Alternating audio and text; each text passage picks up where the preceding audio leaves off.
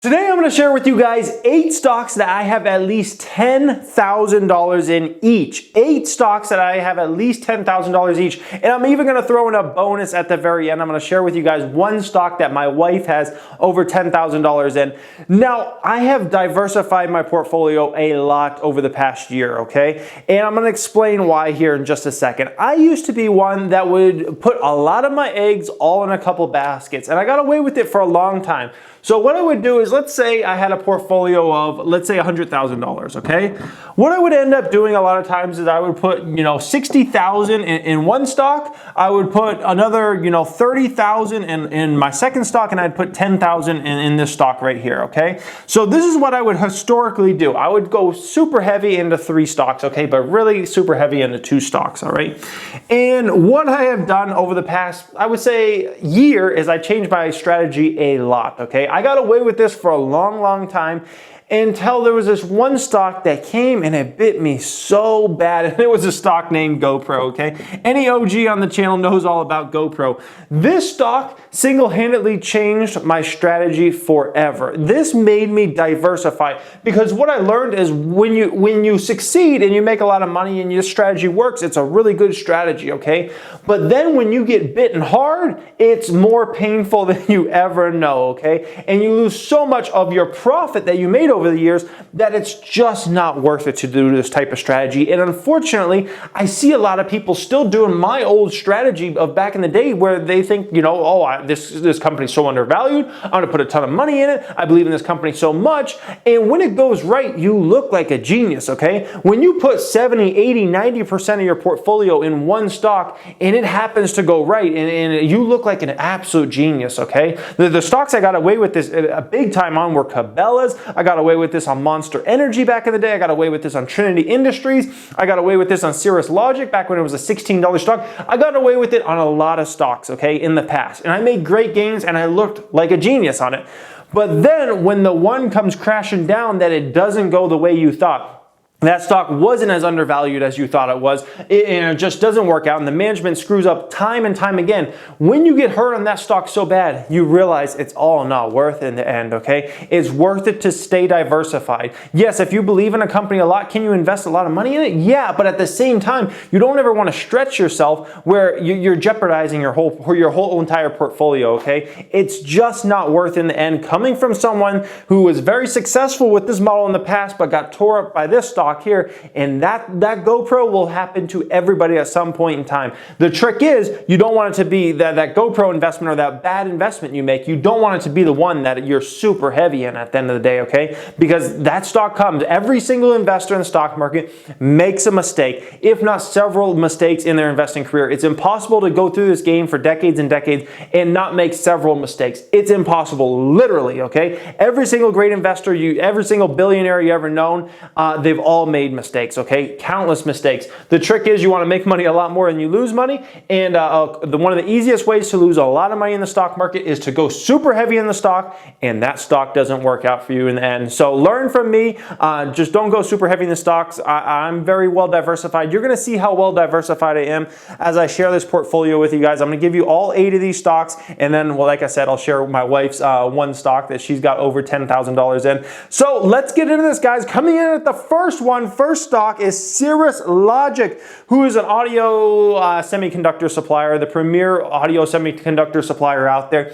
They do business with Apple mainly because, honestly, Apple is one of the only players in the high-end space that really succeeds in a massive way.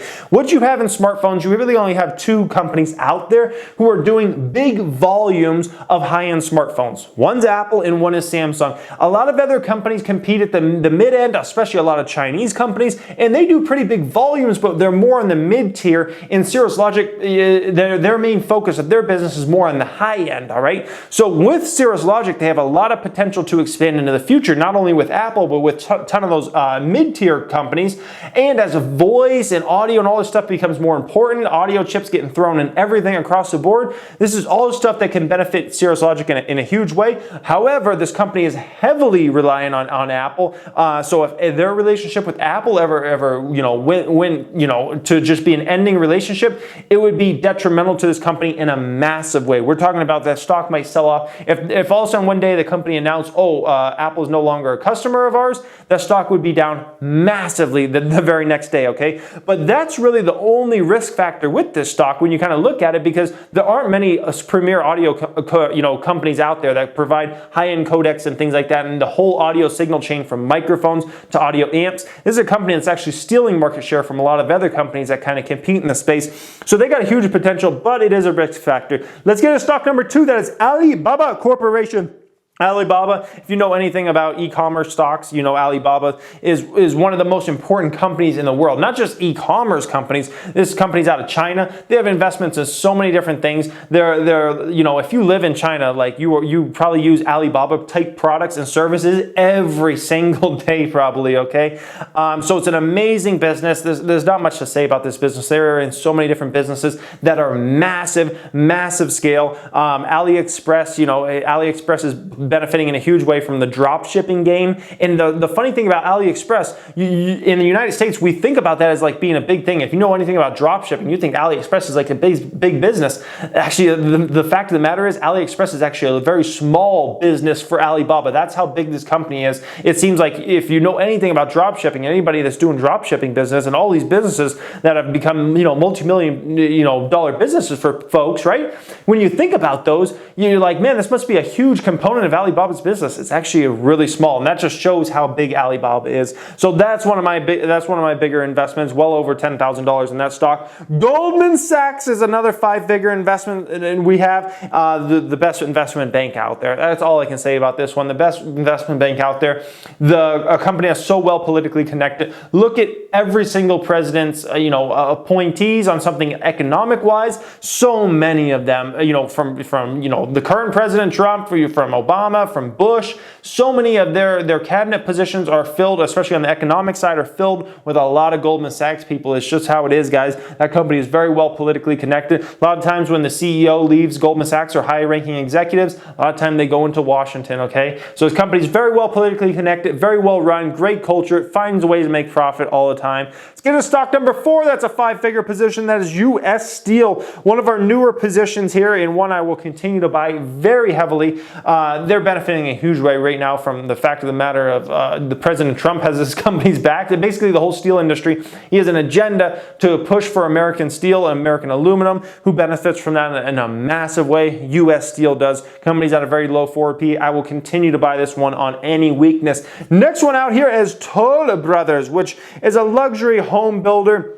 They benefit from the scale of this company. In the luxury home space, what you have is you have a lot of companies that are more local builders that compete in that space. So if you want a higher end home, you're usually competing with a lot of local builders. Well, the problem with local builders, they don't really have the advantage of buying mass amounts of land. They don't really have the advantage of economies of scale, of having distribution. They're dealing with it's just a harder process when you're a local home builder who builds maybe, let's say, 5 homes a year, 10 homes a year, versus a Toll Brothers, which builds thousands and thousands of homes a year. It's a different economies of scale. This one also is not nearly as dependent upon interest rates as some of the other home builders are, because a fourth of their buyers, 25% of their buyers buy cash. Like, they don't even worry about a loan, all right? They just buy that house cash, $1 million cash, okay? That's a fourth of their buyers. Also, a lot of their buyers have very high credit scores. A lot of their buyers make a lot of money, so if their payment goes up an extra $100, $200, $300 a month, for a lot of the Toll Brother buyers, it doesn't really affect them like it would a middle-class home builder that builds an average home at $300,000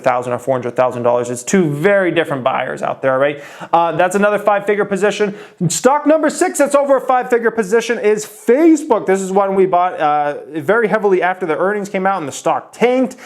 This is another one I plan on continuing to buy out there. Like, what can I say about Facebook? You got Facebook platform, well over 1 billion users on that. You got Instagram, well over 1 billion users on that. You got WhatsApp, well over 1 billion users on that. You got Messenger, over 1 billion users. Like, what else is there to say? When you are got that type of attention, you're gonna make a lot of money off that type of attention, okay? And this company has some of the biggest platforms in the entire world where people spend their time and attention.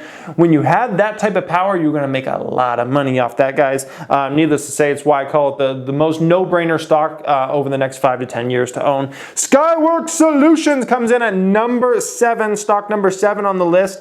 And this is a big company that's a very well-run semiconductor company, and they should benefit in a huge way from 5G and very low PE right now.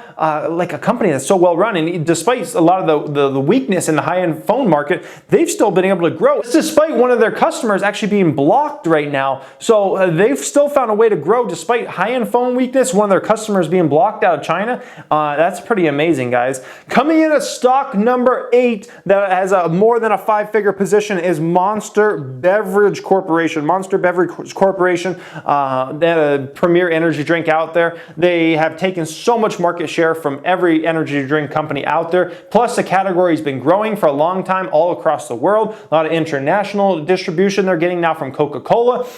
They continue to take market share from Red Bull. Red Bull used to be the top dog in the space, and now they've overtaken them. So great company. So I want to recap here how well diversified my portfolio is. And I own a few other stocks other than just these stocks, but these are only the stocks that have at least $10,000 invested in. And then I'm also going to share with you guys the one stock my wife has over $10,000 in. So we got a premier audio semiconductor supplier, Cirrus Logic. We got the biggest commerce company in the world of Alibaba.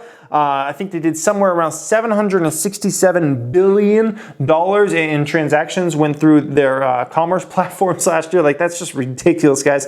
We got the top dog investment bank in the world, in my opinion, Goldman Sachs. I don't even think there's really a debate around that. We have a steel company in here, US Steel. We got a high-end home builder in Toll Brothers. We got the world's biggest attention company. Let's just call it what it is. It's the world's biggest attention company. No one has the attention of the world more than Facebook has the attention of the world. We have a very well-run semiconductor company with a 5G benefit, which is Skyworks Solutions, with all these connected devices and the Internet of Things, I guess you could say. This should be a huge benefit for Skyworks Solutions over time. And then we got a legal drug company, which is Monster Energy. By the way, any company that deals in caffeine products, I call it a legal drug company. So a semiconductor supplier, we have a commerce company, we got an investment bank, we got a steel company, high-end home builder, we got a social media company, if you want to call it that, another semiconductor supplier, but in a different space than Cirrus Logic is, and then we got a drink company at the end of the day. So very, very well diversified portfolio. You can see, a lot of companies that benefit from a lot of different places and a lot of different industries. There's no one thing that,